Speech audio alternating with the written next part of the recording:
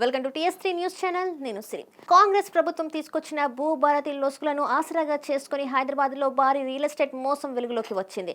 నకిలీ భూ రిజిస్ట్రేషన్ పేరుతో వ్యాపారవేత్త నుంచి కేటుగాలు 2.15 కోట్లు దోచుకోవడం సంచలనం రేపింది. హైదరాబాద్కు చెందిన ఓ వ్యాపారవేత్తకు రాయదుర్గంలోని అపార్ట్మెంట్లో 2 ఫ్లాట్లు ఉన్నాయి. వాటిలో ఒక దాంట్లో ఫ్యామిలీతో ఉంటున్నాడు. మరో ఫ్లాట్ ని దివాకర్ బాబు పర్వతనేని అనే వ్యక్తికి అద్దెకి ఇచ్చాడు. అయితే సదరు వ్యాపారవేత్తతో దివాకర్కి పరిచయం పెంచుకున్నాడు. అనంతరం ముత్తంగి సమీపంలో తనకి 2.15 కోట్ల విలువైన 1.19 గుంటల భూమి ఉందని, దాన్ని తక్కువ ధరకే అమ్మాలని అనుకుంటున్నానని తెలిపాడు. దివాకర్కు అతని సోదరి కూడా మద్దతు ఉంది. వారి మాటలను నమ్మిన వ్యాపారవేత్త 2 విడతల్లో 2.15 కోట్లని బదిలీ చేశాడు.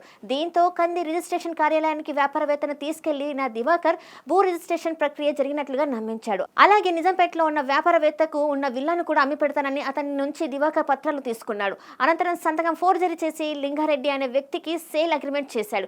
ఇటీవల విల్లాను స్వాధీనం చేసుకునేందుకు లింగారెడ్డి వచ్చిన క్రమంలో ఈ మోసం బట్టబయలైంది. వెంటనే కంది రిజిస్ట్రేషన్ కార్యాలయానికి వెళ్లి విచారించగా అసలు తన పేరిట ఎలాంటి భూ రిజిస్ట్రేషన్ జరగలేదని తెలిసి ఆశ్చర్యపోయాడు. దీనిపై బాధితులు ఫిర్యాదు చేయగా కేసు నమోదు చేసుకున్న పోలీసులు దర్యాప్తు చేపట్టారు.